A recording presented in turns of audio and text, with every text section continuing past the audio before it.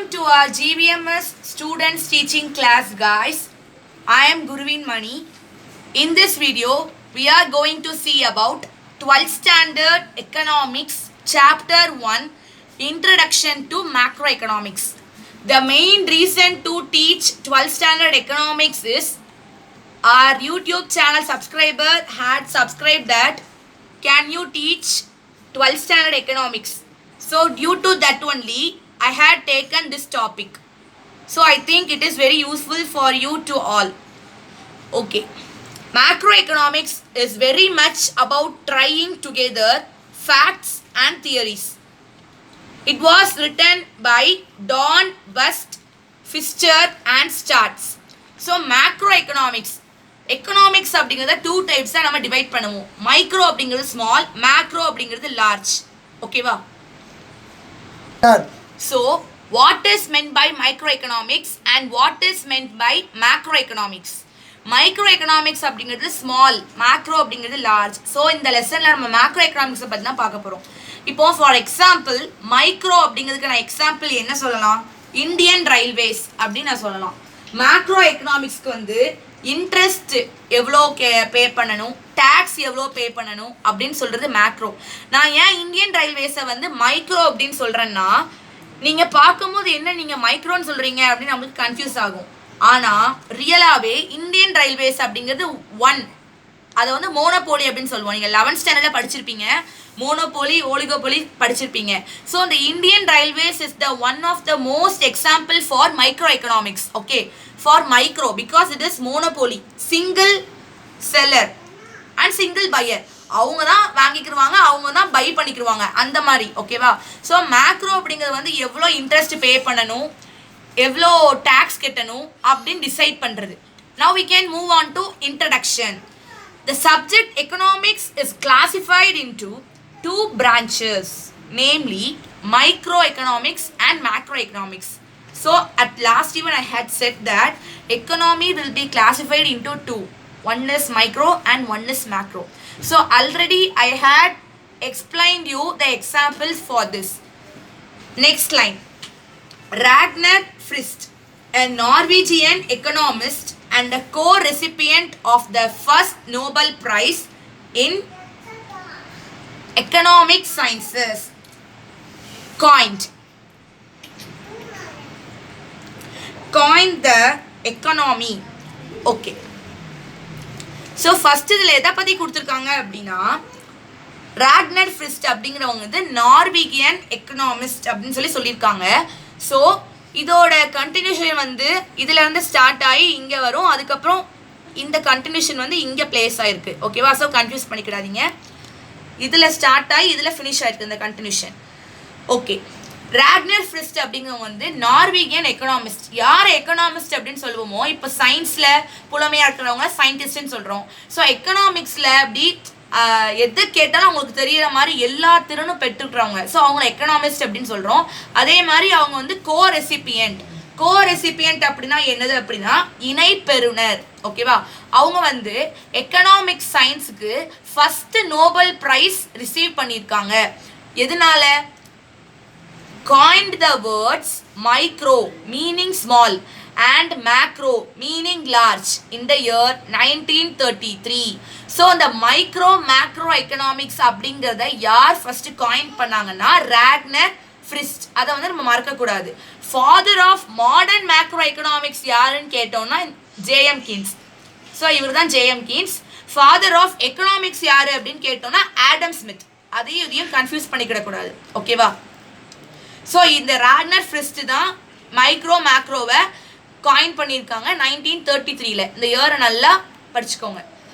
However, macroeconomics in its modern form began with John Maynard Keynes and his book The General Theory of Employment, Interest and Money, published in 1936. Micro மேக்ரோவை Ragnar Frisch coin பண்ணியிருந்தாலுமே macro economics, modern macro economics அப்படிங்கிறது யாரால start பண்ணப்பட்டுச்சு அப்படின்னா John Maynard Keynes. அதான் JM கீன்ஸால start பண்ணப்பட்டிருக்கு. அவங்க ஒரு புக்ஸும் ரிட்டர்ன் பண்ணியிருக்காங்க, 2 books. அதாவது ஜெனரல் தியரி, பொதுவான தியரி. ஓகேவா? நம்ம தியரி பிராக்மெட்டிக்ஸ் அப்படிங்கிறதுக்கு நான் டிஃபரன்சியேஷன் சொல்லிக்கிறேன். இப்போ நம்ம எக்கனாமியை வந்து நான் வந்து ஜஸ்ட் உங்களுக்கு வந்து ஒரு வியூவாக காட்டிட்டு இருக்கேன் இந்த சாப்டரை. So it is called as theory. அதை நல்லா புரிஞ்சுக்கோங்க. பிராக்மெட்டிக்ஸ் அப்படிங்கிறது என்ன அப்படின்னா ஜஸ்ட் நான் உங்களுக்கு டீச் தான் பண்ணிட்டு இருக்கேன். இதை நம்ம வந்து அந்த ஸ்பாட்டுக்கே போய் பொருளாதாரம்னா எப்படி இருக்கு, என்னெல்லாம் நடக்குது, என்ன சரிவு பெற்றிருக்கு, எப்படிலாம் இன்னும் நம்ம முன்னேறணும் அப்படின்னு சொல்லிட்டு அந்த ஃபீல்டுக்கே போய் நம்ம ப்ராக்டிக்கலாக பார்க்குறோம்ல, அதுதான் பிராக்மெட்டிக்ஸ்.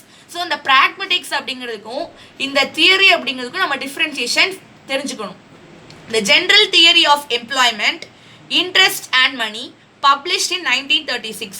ஸோ அந்த புக் வந்து 1936ல பப்ளிஷ் பண்ணப்படுது. யாரால அப்படின்னா ஜேஎம் கீன்ஸால, இவங்களால தான். Keynes offered an explanation for fallout from the Great Depression. அந்த கிரேட் டிப்ரெஷன், அதாவது சரிவு பெறுறது, ஓகேவா, அது வந்து கொஞ்சம் கொஞ்சமா அப்படியே ஃபால் அவுட் ஆகி வருது. ஏன் அப்படின்னா when goods remained unsold and workers unemployed. அதாவது அந்த எது சரிவுபட்டுட்டே வருமா, அந்த எக்கனாமி வந்து சரிவுபட்டுக்கிட்டே வருமா, அதை தான் கிரேட் டிப்ரெஷன் அப்படின்னு சொல்கிறோம். இப்போ நம்மளோட ஹியூமன்ஸ் வந்து டிப்ரெஷன்னா நம்ம என்ன சொல்லுவோம், எனக்கு வந்து ரொம்ப வருத்தமாக இருக்குது அப்படிங்கிற மாதிரி சொல்லுவோம். ஸோ எப்போ நம்மளுக்கு அந்த டிப்ரெஷன் இருக்குன்னு சொல்கிறாங்களாம், பொருட்கள் வந்து விற்காமல் இருக்கிறது, அதே மாதிரி லேபர் தொழிலாளிகள் வந்து வேலையின்மையாக இருக்கிறது. இதுக்கு ஒரு எக்ஸாம்பிள் சொல்லலாம். இப்போ இந்த டைமில், இந்த குவாரண்டைன் டைமில் என்ன ப்ராடக்ட் வந்து ப்ரொடியூஸ் பண்ணணும் அப்படின்னு கேட்டோம்னா நீங்கள் வந்து என்ன சொல்லுவீங்க, ஃபுட் ஐட்டம்ஸ் சொல்லலாம். அதை விட்டுட்டு மிஷின் ப்ரொடியூஸ் பண்ணலாம் அப்படின்னு சொன்னீங்கன்னா என்ன ஆகும், இப்போ உள்ள சுச்சுவேஷனுக்கு நம்மளுக்கு இந்த ஃபுட் ஐட்டம்ஸ் தான் ரொம்ப முக்கியமாக இருக்குது. ஓகேவா? ஸோ அதை புரிஞ்சுக்கோங்க. அதே மாதிரி இப்போ வந்து இப்போவும் நம்ம வந்து மிஷின்ஸ் வச்சு ஒர்க் பண்ணாமல் லேபர் ஒர்க் கொடுத்துக்கிட்டே இருந்தால் தான் நம்மளும் ஒரு ஸ்ட்ரென்த்து, ஒரு ஆரோக்கியமாக இருப்போம். அதே மாதிரி தொழிலாளிகளுக்கும் வேலை கிடைக்கும். அப்படி இல்லாட்டி நம்மளோட கண்ட்ரியில் அன்எம்ப்ளாய்மெண்ட் ஆயிடுவோம், வேலையின்மை ஆயிரும். ஸோ நிறையா மூவிஸில் கூட நம்ம பார்த்துருப்போம், அப்படி தானே. முன்னாடி உள்ள ஜென்ரேஷனுக்கும் நம்ம ஜென்ரேஷனையும் கம்பேர் பண்ணோம்னா மேன் ஒர்க் ரொம்ப கம்மியாயிட்டு. இப்போ ஸ்கல்ப்சர்லாம் பண்ணுறோம் அப்படின்னா கையால் செதுக்குவாங்க, ஆனால் இப்போ அதுக்கு தனித்தனியாக மிஷின் வந்துட்டு, அப்படி தானே. கிரைண்டரில் இப்போ வந்து நம்ம வீட்டுக்கு தேவையான ஃப்ளார், தோசை உண்ணாலும் எதுனாலும் நம்ம வந்து ப்ரிப்பேர் பண்ணோம்னா நம்ம அம்மா ஜென்ரேஷன்லாம் என்ன பண்ணுவாங்க, அம்மியில் அரைப்பாங்க. ஆனால் இப்போ என்ன ஆயிட்டு, அது அப்படியே மாறி ஜென்ரேஷன் ஆட்டுவாங்க. ஓகேவா? ஆட்டூர் அதில் போட்டு ஆட்டுவாங்க. ஆனால் இப்போ நம்மளுக்கு என்ன ஆயிட்டு, கிரைண்டர் வந்துட்டு. ஸோ இந்த மாதிரி ஒவ்வொரு மிஷினாக கண்டுபிடிக்க அந்த இடத்துல வந்து லேபர் ஃபோர்ஸ் அப்படிங்கிறது குறைஞ்சு அன்எம்ப்ளாய்மெண்ட் ஆயிடுறோம், வேலையின்மையாக ஆயிடுறோம். இதனால தான் நிறையா மர்டர், தெஃப்ட், இது மாதிரி நிறையா சம்பவம் வந்து நடக்குது. ஓகேவா? So hence Keynes is regarded as the father of modern macroeconomics. Keynes அப்படிங்கிறவங்க நம்ம மாடர்ன் ஆஃப் மேக்ரோ எக்கனாமிக்ஸ் அப்படின்னு அவங்கள தான் நம்ம ஃபாதர் அப்படின்னு சொல்கிறோம். ஸோ நெக்ஸ்ட் 1.2 இதுலேயே நீங்கள் பார்க்கணுனாலும் பார்த்துக்கலாம், இல்லாட்டி உங்கள் டெக்ஸ்ட் புக் நீங்கள் வச்சுருந்தீங்க அப்படின்னா உங்கள் டெக்ஸ்ட் புக்லேயே நீங்கள் வந்து பார்த்துக்கலாம். ஓகேவா? ஸோ நான் வந்து தமிழில் தான் எக்ஸ்பிளனேஷன் கொடுக்க போகிறேன். மேக்ரோ எக்கனாமிக்ஸோட மீனிங் என்னது அப்படின்னு பார்ப்போம். The word macro is derived from the Greek word macros meaning large. Macro அப்படிங்கிற வேர்டோட எப்படி டிரைவ் ஆகுது அப்படின்னா கிரீக் வேர்ட் மேக்ரோஸ் அப்படின்னு சொல்லிட்டு அதை டிரைவ் பண்ணுறாங்க. அதோட மீனிங் என்னது, லார்ஜ், ரொம்ப பெருசு. நான் அந்த லெசன் இன்ட்ரோ கொடுக்கும் போது நான் சொன்னேன் அப்படி தானே, மைக்ரோ மேக்ரோ அந்த ரெண்டுத்துக்குள்ள டிஃப்ரென்ஷியேஷன். ஸோ அதை நீங்கள் பார்த்துக்கோங்க. Hence macro economics is the study of. So இந்த பேராவோட கண்டினியூஷன் வந்து இங்கே இருக்குது. Hence, macroeconomics is study of economy as a whole. அந்த முழு ப்ராசஸை படிக்கிறது தான் நம்ம மாடர்ன் மேக்ரோ எக்கனாமி அப்படின்னு சொல்லிட்டு சொல்கிறோம்.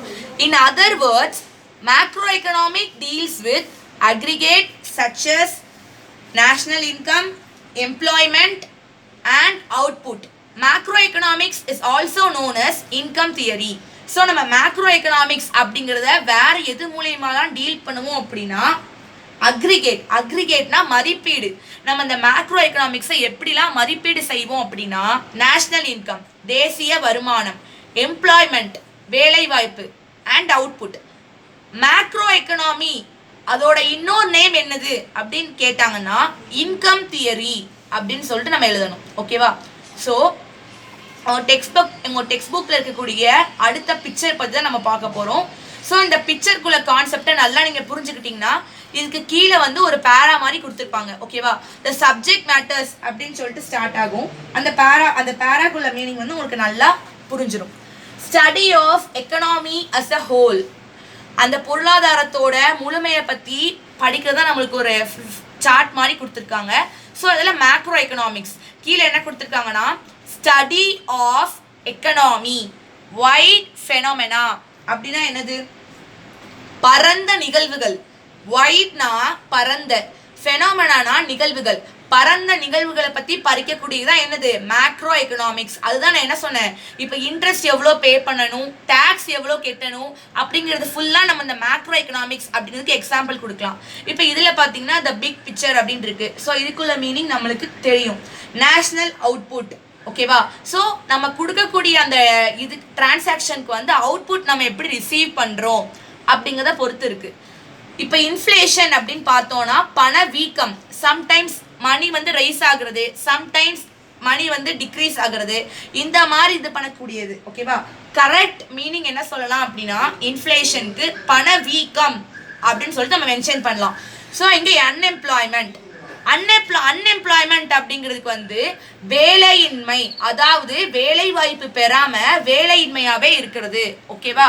ஸோ இங்க என்னது இருக்குன்னா நேஷனல் இன்கம், அதாவது தேசிய வருமானம். Includes national, regional and global economics, அதாவது நேஷனல் தேசிய, ஓகேவா, ரீஜியனல் என்ன சொல்றாங்க, ரீஜியனல், குளோபல், அதாவது குளோபல் அப்படின்னா உலகளாவிய, இது எல்லாத்தையும் சேர்ந்த ஒரு பொருளாதாரத்தை இன்க்ளூட் பண்ணி தான் மேக்ரோ எக்கனாமிக்ஸ் அப்படிங்கிறத நம்ம மென்ஷன் பண்றோம். ஓகேவா? So at last contrast with micro economics, அதாவது மாறாக, கான்ட்ராஸ்ட் அப்படின்னா மாறாக, இதற்கு மாறாக இது அப்படின்னு சொல்லுவோம். ஸோ அந்த மேக்ரோ எக்கனாமிக்ஸ்க்கு மாறா நம்ம மைக்ரோ எக்கனாமிக்ஸ் அப்படின்னு சொல்லிட்டு கொடுத்துருக்காங்க. ஸோ நம்ம டெக்ஸ்ட் புக்கில் வந்து இந்த டயக்ராம்க்கு அப்புறம் நம்மளுக்கு இருக்கக்கூடிய பேரா தான் இந்த பேரா. ஓகேவா?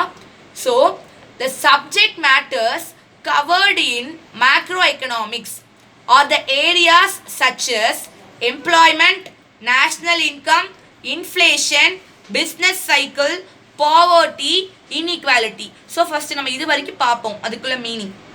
மேக்ரோ எக்கனாமிக்ஸ் அப்படிங்கிறது எதெல்லாம் கவர் பண்ணி வருது அப்படின்னா எம்ப்ளாய்மெண்ட், அதாவது வேலை வாய்ப்பு, நேஷனல் இன்கம் தேசிய வருமானம், இன்ஃப்ளேஷன் பணவீக்கம் அது பற்றி வருது, பிஸ்னஸ் சைக்கிள்னா என்னது, சுழற்சி. ஓகேவா? அந்த பிஸ்னஸ்ல ஏற்படக்கூடிய சுழற்சி அதை பற்றி படிக்கிறது. பாவர்ட்டி அப்படின்னா வறுமை, இன்இக்வாலிட்டி அப்படின்னா சமத்துவமாக நடத்தாம, ஈக்குவாலிட்டியாக நடத்தாம நம்ம வந்து இன்இக்வலாக நடத்துறது. Disparity. So what is mean by disparity? ஏற்றத்தாழ்வு. நம்ம கண்ட்ரியில் இருக்கோம் அப்படின்னா நம்ம ஒவ்வொருத்தரும் ஒவ்வொரு மாதிரி ட்ரீட் பண்ணுவோம், அப்படி தானே? அவங்களோட அப்பியரன்ஸை வச்சே ஒவ்வொரு மாதிரி ட்ரீட் பண்ணுறது. ஸோ ஏற்றத்தாழ்வு, டிஸ்பாரிட்டினா ஏற்றத்தாழ்வு. Investment and saving.